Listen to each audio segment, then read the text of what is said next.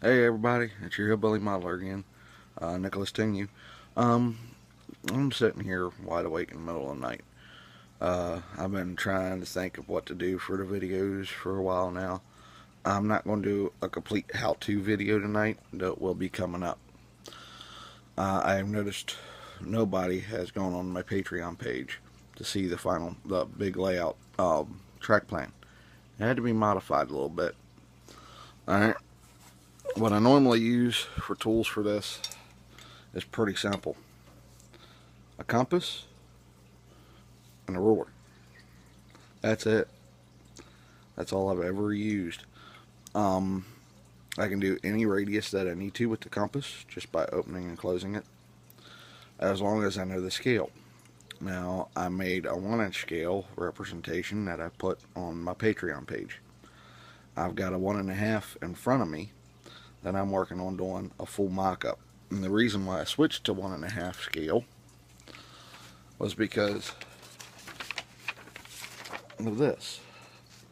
Some of you might recognize this. This is the, let's see if it even says it on here.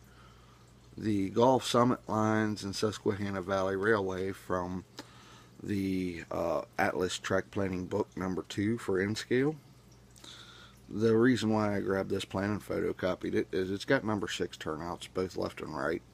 It's got both left and right standard turnouts, and that's what I'm planning on using. This is all code 80 track. Now, what I've done is I've just cut out the turnouts to get proper spacing and all. This, in total, is 15 inches by 80 inches. This is the size of tables that I've got. I've gone ahead and drawn out where I'm going to be placing some things and getting everything done and ready. However, unfortunate it is, none of my Atlas books have the turnout on the actual track plan.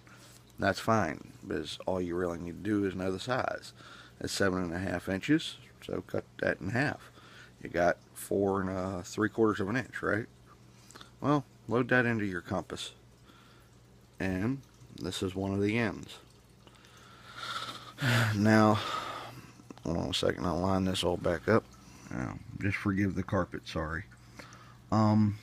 This here is the full track plan. Those are 36 by 80 inch hollow core doors on each end, what will be.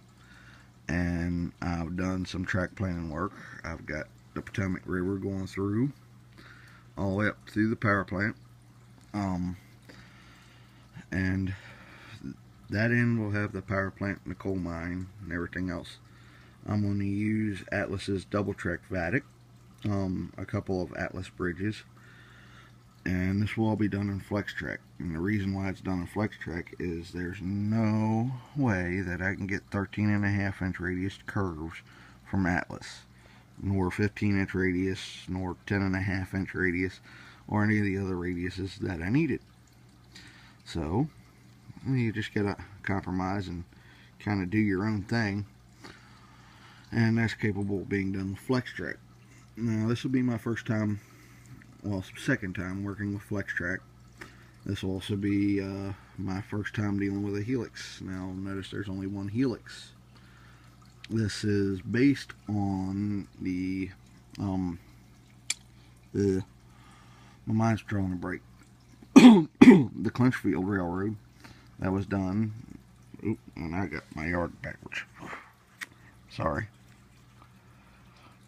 This was based on the Clinchfield layout that was done by Model Railroader Magazine back in the 70s. Now, it had another helix that went there. It didn't have a roundhouse or any engine facilities that I know of. And the yard, to me, seemed a little bit claustrophobic. It seemed a little too small, especially with the large loads in empties out operation. It could have worked if you was just running trains straight through like they did, but I'm not doing that. And I've also got here photocopied and ready to go. That's one end in the yard. That's the coal mine end in the yard.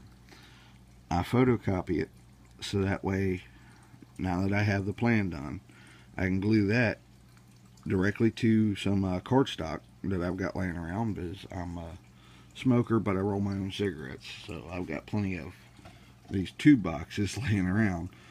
The thing is that you could use any form of cardstock. Alright? I'm using this just because it's closer to an 1/8 of a scale inch of my drawing than what I've got anywhere else.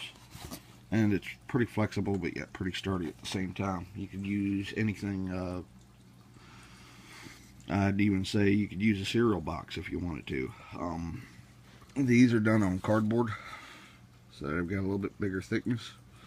And I'm just going to glue it to it and make a model of the railroad before I go to build the railroad, so that way I know exactly how everything's going to go together.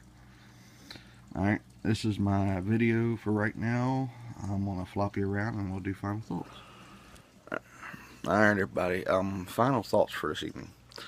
Now I've been sitting here for 2 weeks trying to think of what more to show you guys, and I've actually been drawing a blank, besides doing maybe a billboard or something, so that way you guys can see how I do those things.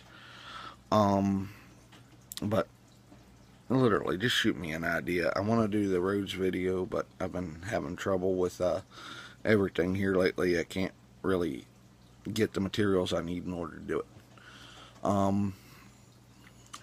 If you'd like to give me an idea or just ask me to do something, I will do it. You know, it's what the comments section is for. And yeah, you can go ahead and laugh. I don't talk right. But yeah, shoot me a comment.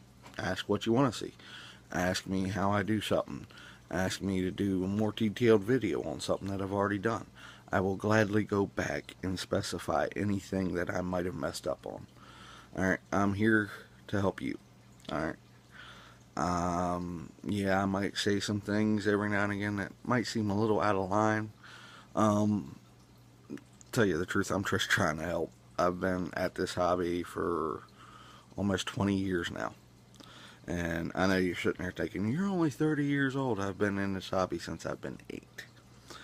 And trust me, I've made my mistakes too. Okay? And I'd rather not see you guys have the headaches that I've had. So, until next time, you know, like, subscribe, comment, visit my Patreon page. You know, if you could pitch $1 a month, that's a big help. Alright, have a good one, guys. See you later.